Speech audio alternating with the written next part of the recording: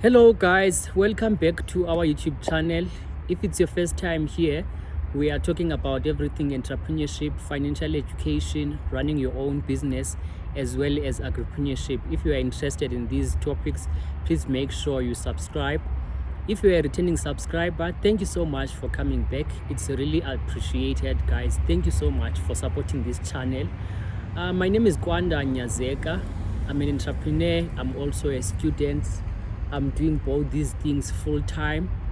Yeah, so I thought I should just come today and shoot this video, which is not so serious as compared to the other videos that I normally shoot. Yeah, but before I get into today's video, I just want to thank you guys for continuously coming back to watch the content that I put on this channel. It's much appreciated, guys. I know that, guys, ngaphandle kwenu this channel was not going to grow ngale ndlela ekhula ngayo. I also want to thank myself for continuously and consistently pushing the videos and making sure that people, they do come and view the content that is in this YouTube channel. Even though when I started this YouTube channel, I had very small following on social media, which made it not so easy for me to put it out there and also convince people to come and watch the content that is here. But because of you guys, the channel is growing ngendlela emangalisayo that I was not even expecting myself. We are now close to 1,700 subscribers, and the watch hours, they are just above 1,000. Thank you so much, guys, for showing support, and I promise to consistently upload the content that you want in its YouTube channel. Yeah, so like I said, I just decided to come, and not the normal way I normally come here with serious videos and featuring entrepreneurs and farmers, but today I just wanted to come and share a story which is, I believe it's interesting.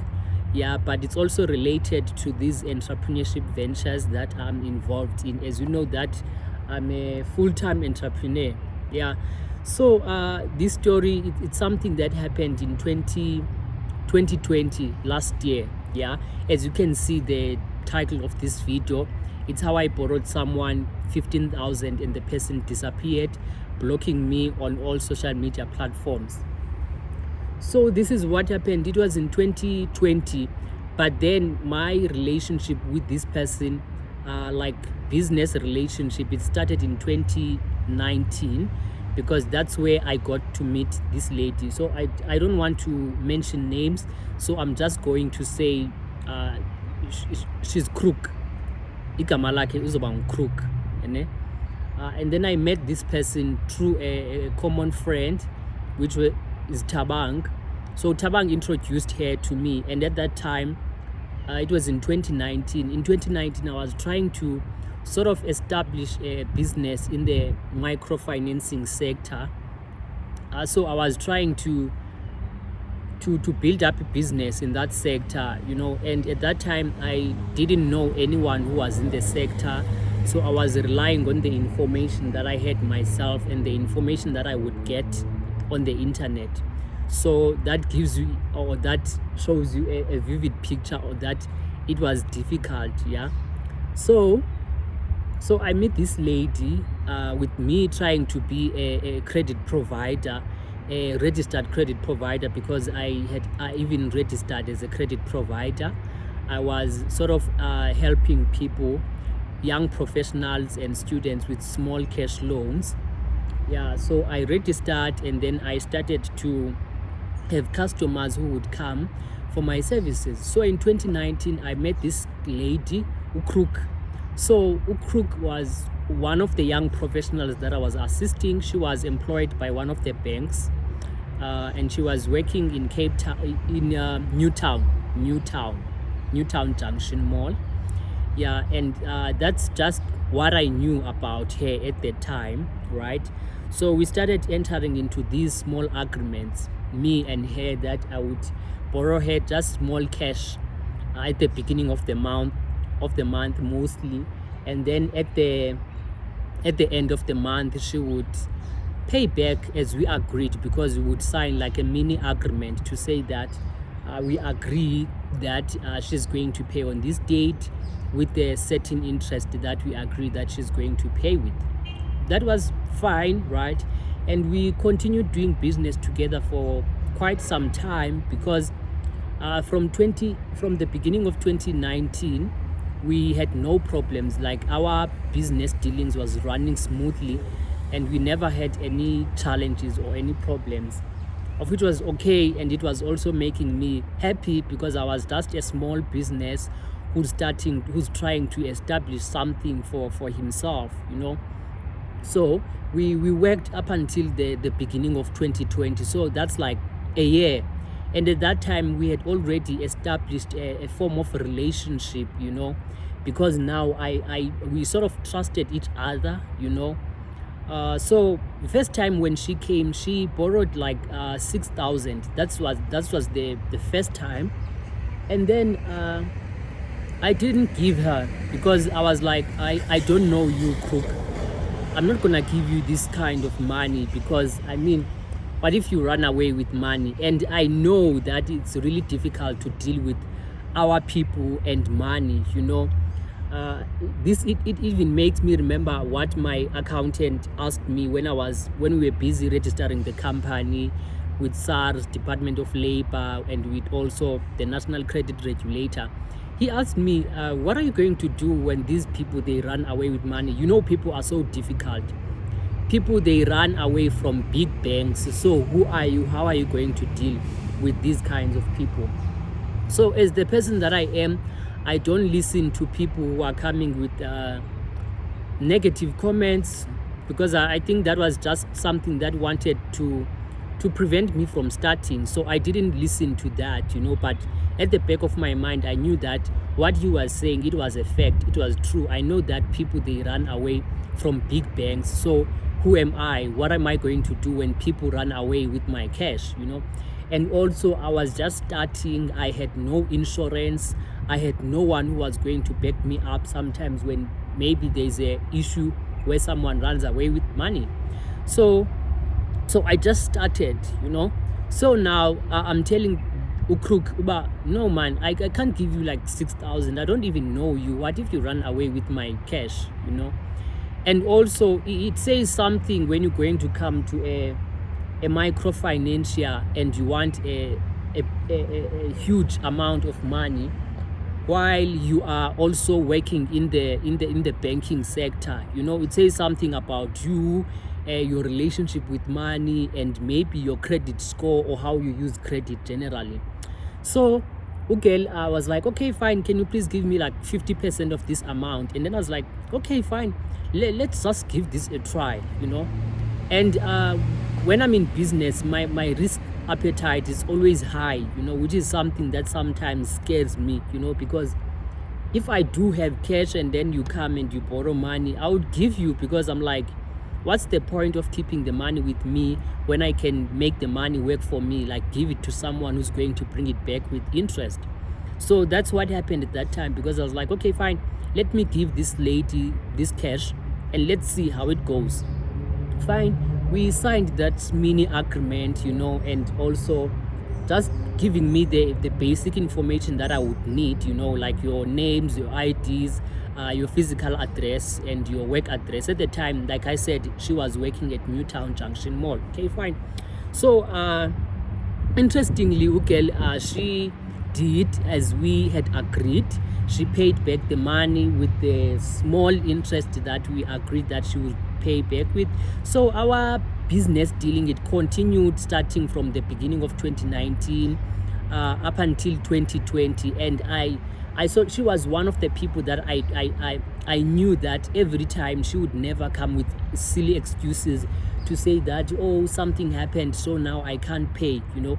She was always making sure that on the exact date and time she would pay back the money with the required interest, you know.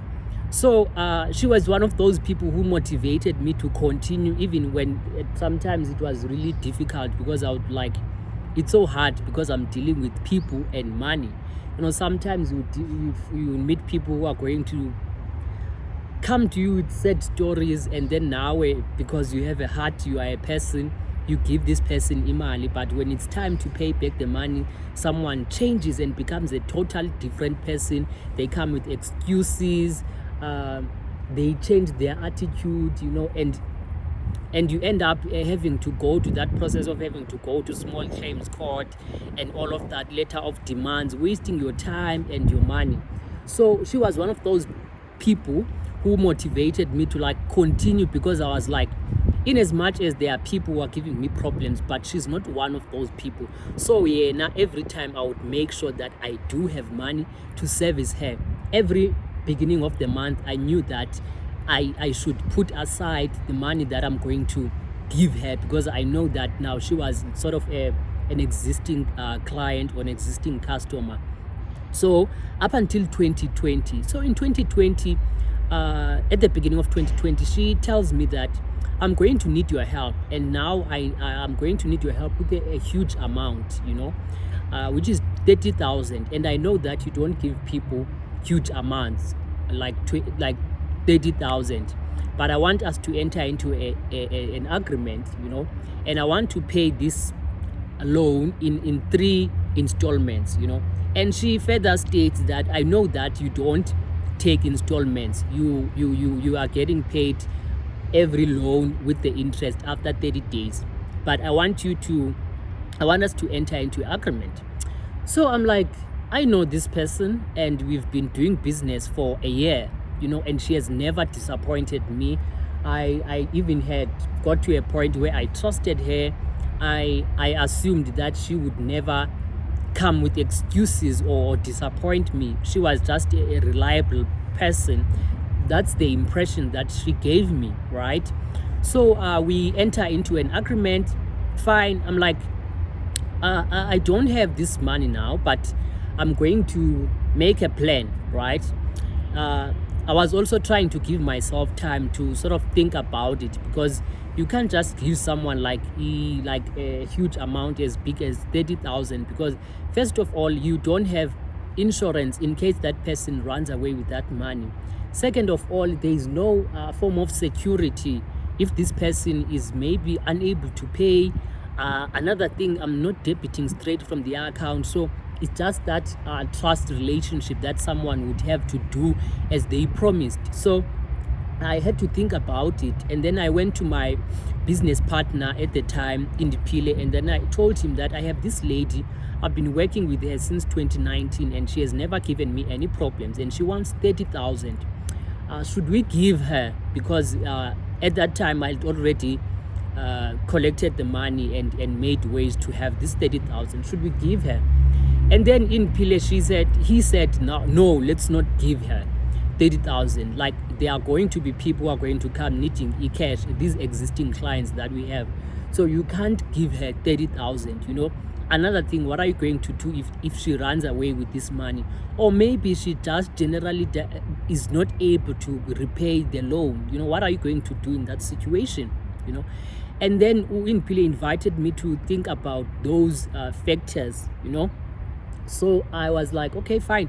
Let's not give her this 30,000. Okay, let's at least give her this 15,000, which is half of it, And then we agreed that we are going to give her a 15,000. Fine.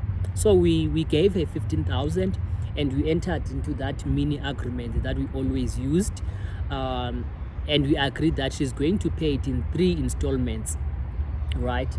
So the days passed, and then I'm like, I'm not even worrying or thinking about it hard, because I know that this is a lady I've been doing business with since 2019, so I was not expecting any disappointment from her or any unbecoming behavior, So fine, the date of paying, it arrived, and she paid the first installment.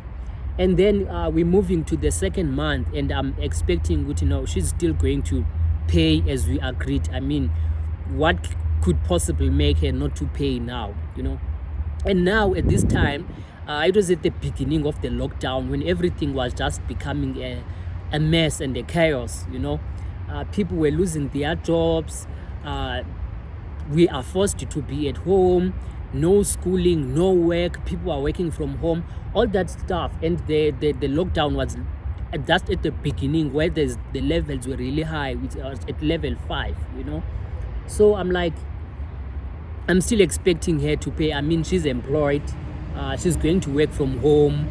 It's also an established business that she's working for, a big brand, So I don't think they can just like say we are retrenching workers or something like that.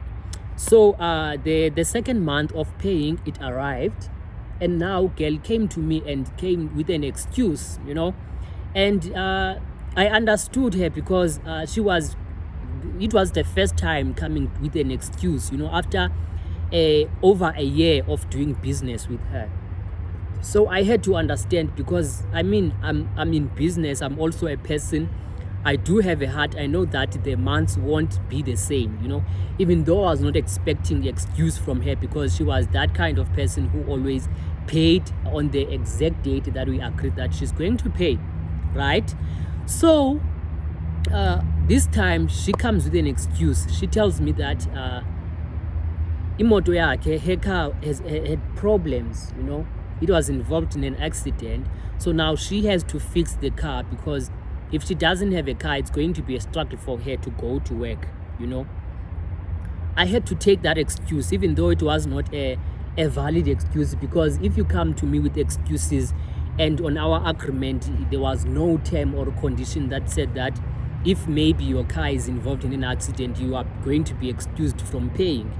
We never had that, and every time someone would come with their such excuse, I would tell the person that no, you have to pay, because our contract, it states that you are supposed to pay on this date, and we never agreed that way. Now if maybe something happens to your car, you are not going to pay, right? So I had to understand her, because she's someone who's been like, I've been doing business with her for some time, so I had to like put everything aside and say that, okay, fine, I'm going to give you at least this free month of not paying, right? You are going to come back with the next month, So fine, we agreed that she's going to come with the payment the following month, right? So now what happens when someone, when your trusted customer or client doesn't pay. It also affects the functioning of the business, because now I was in a position where I can't service other clients, because now girl, she's keeping the money with her, right? So now it puts me in a difficult position that sometimes I would have clients but I can't service them because imali ayikho, ugel uyibambe kuye. And another disadvantage of what was happening in that relationship between me and her was that now we are not saying that we're going to multiply the interest the more you are keeping the money. It was just a mutual understanding that, okay, fine, you can't pay, but I'm going to give you this free month of not paying, but you're going to come and pay the next month, So I was sort of suffering loss, loss of income. Clients, they are coming and I say, I don't have money, guys, because someone is keeping the money with her, So the days passed and moved, and then now the third month she was supposed to pay, not the third installment though, but the second installment. But Ugel still comes with excuse. At this time I was so disappointed. I was starting to be frustrated because Ugel, she promised me, and another thing, Mina, if you tell that you're going to give me money on this date, I sort of condition my mind to think of that money, and I count about on this date I'm going to have this much, So if you're going to say, no, I can't pay because of X, Y, and Z, it literally, but disappointed, if you can even see my mood, but I guess something happened this month end. So it was just that kind of thing. So fine, Ukel comes with another excuse, and then still says I'm going to pay on the next month. Now we are moving to month number 4, and she already paid once, and we agreed that she's going to pay in 3 installments, which is in 3 months. Okay, fine. At this point, I'm just out of words. I don't even want to argue with her. And another thing that I knew at the time was that I'm tired of taking people to small claims court. It wastes my time. I'm a full-time student and I'm also doing business. So if I'm going to be going up and down the magistrate courts, getting letters of demands and taking them to the person, sometimes you're not even going to get the person, or maybe sometimes you're going to get to the magistrate court and they say that it's closed due to COVID. So it was at that difficult time of doing business. So okay, fine. And then I'm like, girl, you are really giving me hard time now, and I was really not expecting this behavior from you, because you've been doing business since 2019 and now you are disappointing me. You are showing me who you are, And at that point I had already made up stories in my mind about maybe this girl, she actually planned this thing a long time ago, that I'm going to make this guy to trust me, and then I'm going to come at the right time when he is not suspecting or not even thinking that I would do such a thing, And then now girl does this thing, I was like, okay, fine, girl, I get information this time, straight. I just have to deal with it and move on, right? So I stopped communicating with her. So I would wait for a month end. On the month end, I say like, girl, you need to pay me. I tried to call her on the month end. So now she started not picking up my calls. She blocked me on WhatsApp. So there was no communication. I emailed her. I'm not getting her on her emails. And at that time I was in the Eastern Cape, because it was during lockdown. UJ at the time had told us that we should go home because of COVID and stuff. So I was most of the time in the Eastern Cape. So I can't even go to her workplace to say that, hey girl, Kalok, you need to pay. And another thing that I think it actually motivated her to act the way she did, it's because she was seeing me on WhatsApp. I would post a number of times posting, and she could see that I was not around. I was in the Eastern Cape. So she took advantage of that, So she blocked me. And that time I'm so stressed, because first of all, I don't know where this girl's home is, And now Ukruk, she blocked me. I have no other way of contacting her. The gentleman that we met through, he lost contact with her. He doesn't know where she is, and he doesn't even know where her home is, because they apparently met at Groove, So I'm like, I'm so stressed, and there would be days where I really needed cash, and then I'm thinking, hey, ugel unemali yam angayibuyisanga kanene, and I'm so broke now. I need that cash, right? So we moved until I came back to Johannesburg. And when I came back to Johannesburg, I went to her workplace. And then when I got there, the bank was closed. I didn't know whether it was closed because of COVID, or it was closed because maybe there was construction taking place inside. But there was just nothing said. They just not said that it's not open to the public, right? And then I went there again the following month, and then still closed. There's no one, not even a security outside to ask, And then I called their call center, and when I called their call center, I don't get anyone to respond. I called the head office, and the head office said that, no, the branch is temporarily closed, so I can't get anyone there. Fine. I patiently waited for the time when the bank is going to close, it's going to open again. And it did open, and then I went there. When I got there, I find that the person that we asked, who was a worker, they says that, no, we don't know such a person. But I was certain that she works there because her email address was of that bank, And there was the other time when I called in 2019, and I called the call center, and they connected me with her, right? So now I was like, so I was confused, not knowing about what actually happened. I even concluded that maybe there was maybe redeployment. They were taken to another place, and then they hired new people, right? So Or maybe she had told the people there that when someone comes and is looking for me, just tell him about you don't know such person, you know. So those are just the ideas that I was creating in my mind, right? So I tried calling her using other numbers. Okay, the moment she hears that it's me, she drops the call and blocks that contact from calling her. I text her on WhatsApp, she blocks my calls. She blocks me on WhatsApp when I'm using other people's phones, right? Okay, fine. I just waited for the right time where I'm going to be in a position to deal with her, right? So I was like, okay, fine, I'm just gonna let this thing rest for some time.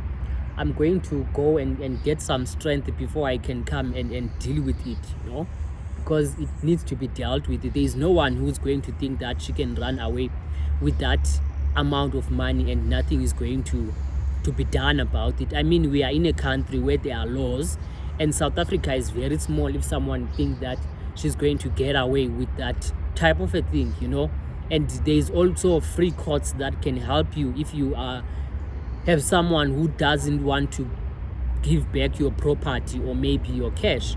So I was like, this girl actually doesn't know who I am. She's having these ideas that I'm just a small boy who's hustling and she can do whatever she wants to do, right?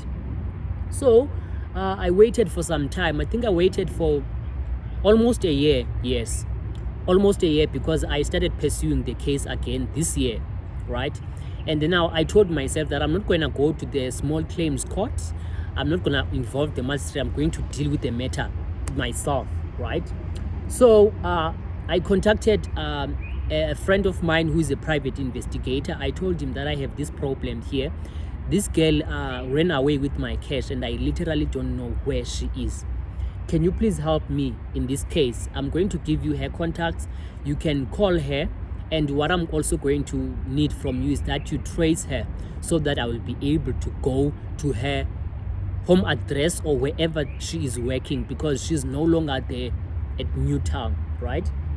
And then my private investigator called her, and then Uke lied to the private investigator and said that she's no longer working. She got retrenched in 2020 during the lockdown. She doesn't have a source of income, so she wants to pay this amount in installments, a very small installments, right? And then she also asked my private investigator to be given some time to come back and talk to me before the private investigator can deal with the matter, because the private investigator was clear with her that if she doesn't want to pay, the private investigator is going to do it on her own, is going to deal with the whole case, right?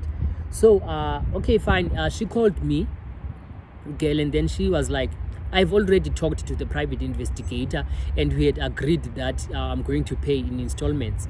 And then I told her that don't come here and lie to me, because there was no agreement between you and my private investigator. My private investigator had asked you had asked my private investigator to give you time to come back to me so that we can talk about payment. And then I told her that, you know what, girl, I'm not going to allow you to give me installments, because if you wanted to do that, it's something that we would have communicated a long time ago, before you even decided to block me on social media, not respond to my emails and all of that. So I'm not going to take any installments from you. So now, every time I'm calling her, our calls would not be fruitful, because she would be rude and give me attitude, and then I'm out like, fuck, I can't deal with this, and then I would drop the call, and then our conversations end there, right? So now my private investigator calls me and says that talk to this lady, and then if there is no agreement between you and her, I'm going to deal with the matter. And then he proceeded to trace the lady, and she gave me the address of the lady, and now it was on me to go to her to sort of demand payment for my cash, because you can't take such a huge amount of money and run away with it and think that there's nothing that's going to happen, right? So asked my uncle, and my uncle, can you please accompany me? I'm going to Pretoria for this girl. You know the story, because I mean, it's family. It's something that we already talked about. So we go there.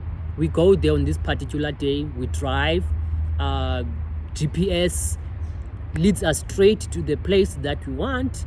We get there, and then when we are arriving or on their house, there's her car on the outside. I knew her car, and it was just parked outside, and I was sure and confident that we have arrived here. Okay, fine. And when we got there, we were welcomed by his dad, and then his dad is asking us, well, how can I help you guys?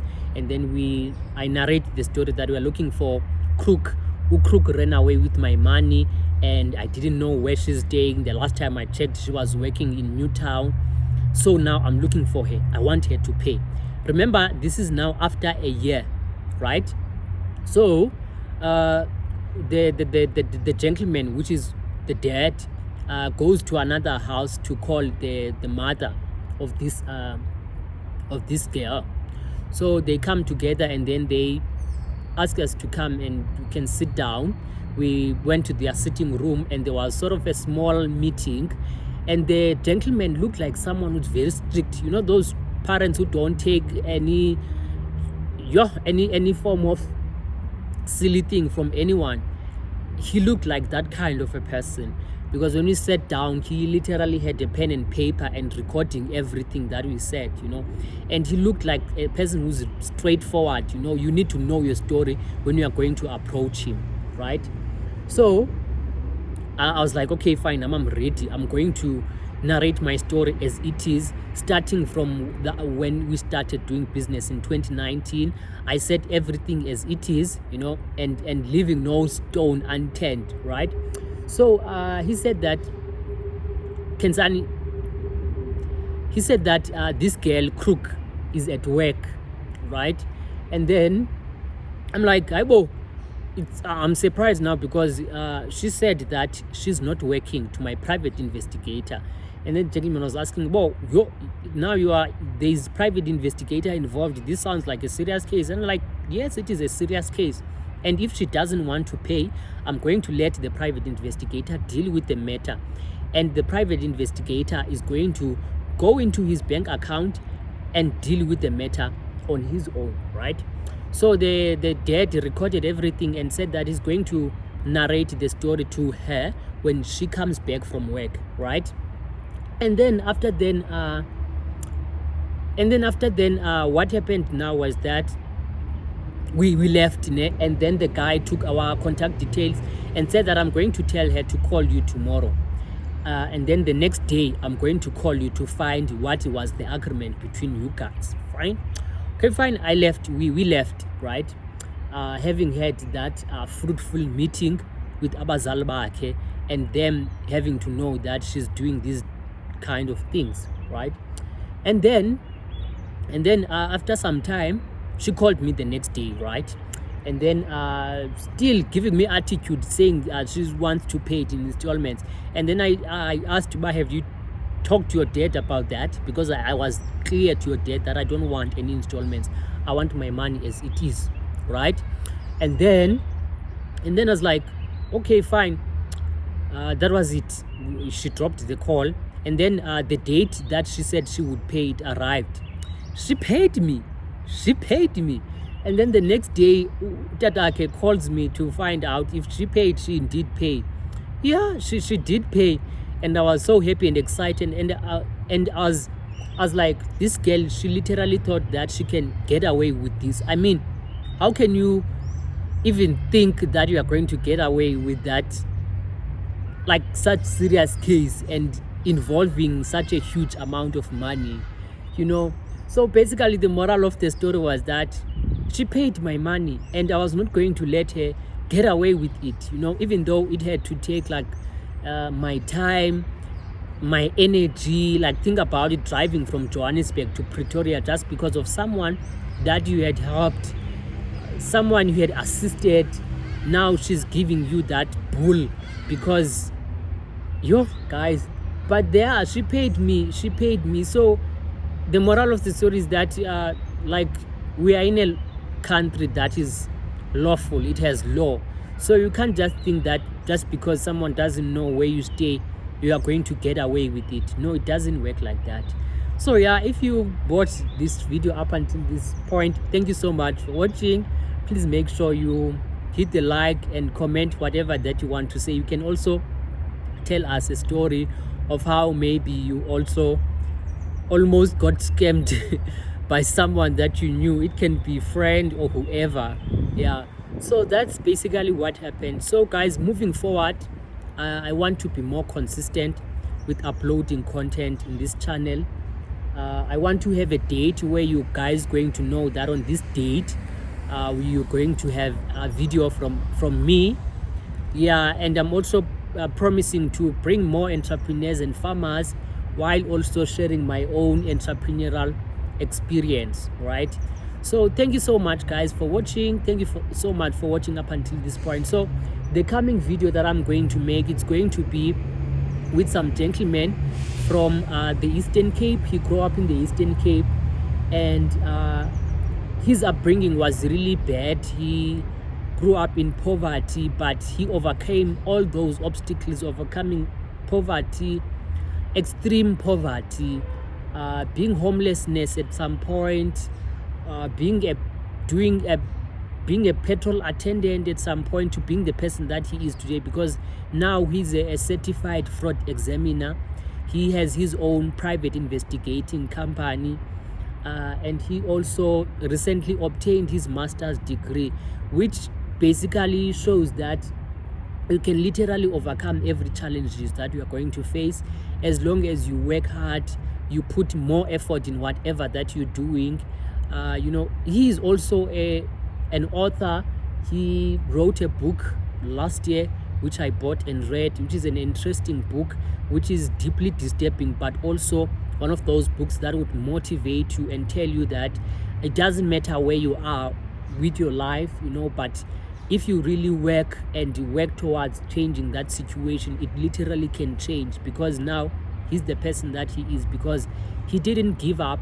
He didn't see his hopeless situation as being hopeless, but he hoped and worked hard and made sure that he achieved the life that he wants to achieve. And I believe that he's still working towards having that life that he wanted, you know, even back then when he was just a small boy struggling in the small village in Libote, right? So that's the video that I'm going to shoot. Please make sure you turn on your notification bell so that you'll be notified when that video is out. Thank you so much guys. Thank you so much. Please continue subscribing, liking and sharing this content. Thank you so much guys. I really appreciate the support that you give this channel. Thank you.